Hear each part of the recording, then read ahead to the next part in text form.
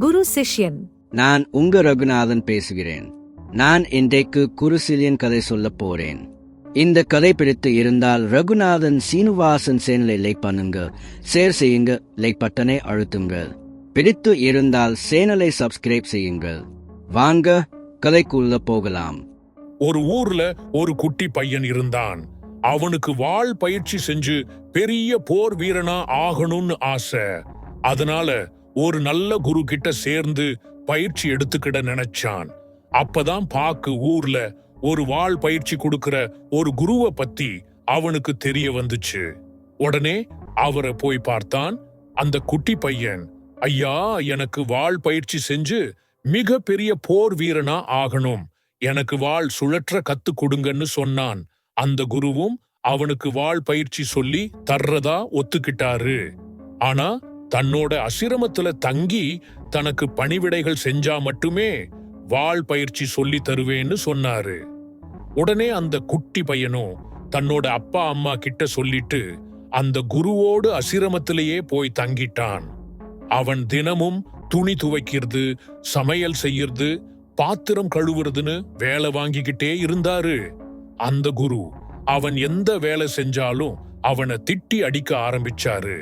அந்த குரு எதிர்பாராத நேரத்துல குரு அடிக்கிற அடிய எல்லாம் வாங்கின அந்த பையனுக்கு ஒண்ணுமே புரியல. ஏன் நம்மள இந்த குரு அடிக்கிறாருன்னு குழப்பமா இருந்துச்சு. அவனுக்கு இப்படியே கொஞ்சம் மாசங்கள் ஆச்சு. ஆனா அவனுக்கு வாள் சுழற்றத பத்தி எந்த பயிற்சியும் கொடுக்கவே இல்ல. நாளாக ஆக அந்த பையனுக்கு சந்தேகம் வந்துச்சு. குரு நமக்கு வாள் பயிற்சி கொடுக்காம எதுக்கு இப்படி வேலை வாங்குறாருன்னு நினைச்சான். உடனே குரு கிட்ட போய், ஏன் எனக்கு வாள் பயிற்சி கொடுக்காம வீட்டு வேலை மட்டும் செய்ய சொல்றீங்கன்னு கேட்டான். அதுக்கு அந்த குரு சொன்னாரு, வாள் சுழற்ற போதுமான உடல் தகுதி உடற்பயிற்சி செஞ்சாதான் வரும்னு இல்லை, உங்க அம்மா மாதிரி வீட்டு வேலை செஞ்சாலும் வரும்னு சொன்னாரு.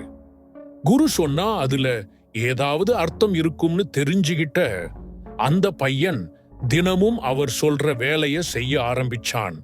அந்த குட்டி பையன் தன்னோட வேலைய மும்முரமா செய்யறப்ப ஒரு மரத்துல செஞ்ச வாளை எடுத்துட்டு அப்ப அந்த பையனை தாக்குவாரு குரு. தொடர்ந்து வேலை செஞ்சு தன்னோட கை கால்கள் இலகுவானதுனால சுலபமா அந்த தாக்குதலை தடுக்க ஆரம்பிச்சான். அந்த பையன் தன்னோட கைகள் தாக்குதலை சமாளிக்கிற அளவுக்கு பலம் வாய்ந்ததா மாறிக்கிட்டு வர்றத உணர்ந்தான். அந்த குட்டி பையன் ஒரு நாள் குரு தியானம் செஞ்சுகிட்டு இருக்கிறத பார்த்தான். அந்த குட்டி பையன் அவரு பக்கத்துல அந்த மரவாளும் இருந்துச்சு.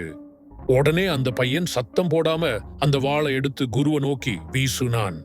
வாள் தன்னை நோக்கி வீசப்படுத்த மெல்லிய கத்தோட சத்தத்துல கண்டுபிடிச்ச குரு லாவகமா குனிஞ்சு தப்பிச்சாரு. கண் விழிச்ச குரு சொன்னாரு, வாள் பயிற்சியில வாளை சுழற்றது நீண்ட நாள் பயிற்சி எடுத்து சுலபமா காத்துக்கிடலாம். ஆனா அடுத்தவரு எந்த பக்கம் இருந்து எப்ப கத்தி வீசுவாருன்னு தெரியாத நேரத்திலையும் அனிச்சையா அதை தடுக்கிறது எப்படின்னு நீ கத்துக்கடணும். அதுக்குதான் வாள் பயிற்சி எடுக்கிறதுக்கு முன்னாடியே உன்னை தாக்கி அந்த உத்திகளை உனக்கு சுலபமா கத்து கொடுத்தேன். ஒருவேளை உனக்கு வாள் சுழற்ற வித்தை முழுசா தெரிஞ்சிடுச்சுன்னா ஒரு வாள் இந்த திசையில தான் உன்னை அடையுங்கிற எதிர்பார்ப்பு உனக்குள்ள உருவாகிடும். ஆனா இப்ப உனக்கு வாள் சுழற்ற தெரியாது. எப்படி வாள் உன்னை அடையும்னு தெரியாது, எந்த பக்கம் உன்னை வாள் வெட்டும்னு தெரியாது. ஆனா இன்னொரு வேலைய மும்முரமா செஞ்சுக்கிட்டு இருக்கிறப்ப சின்ன அசைவு, சின்ன சத்தம் கேட்டா கூட உன்னால சித்தரிக்க முடியுது. இனி நீ வாள் பயிற்சியை தொடங்கலாம்னு சொன்னாரு. குரு தனக்கு பாதுகாப்பு உத்திகளை தான் இத்தனை நாள் சொல்லி கொடுத்திருக்கிறாருன்னு புரிஞ்சுகிட்ட அந்த பையன் ரொம்ப சந்தோஷப்பட்டான். தொடர்ந்து வாள் பயிற்சி செஞ்சு போர் வீரனா மாறினான் அந்த குட்டி பையன். எண்ணம் இசை அனிமேஷன் சி. ரகுநாதன் தாம்பரம்.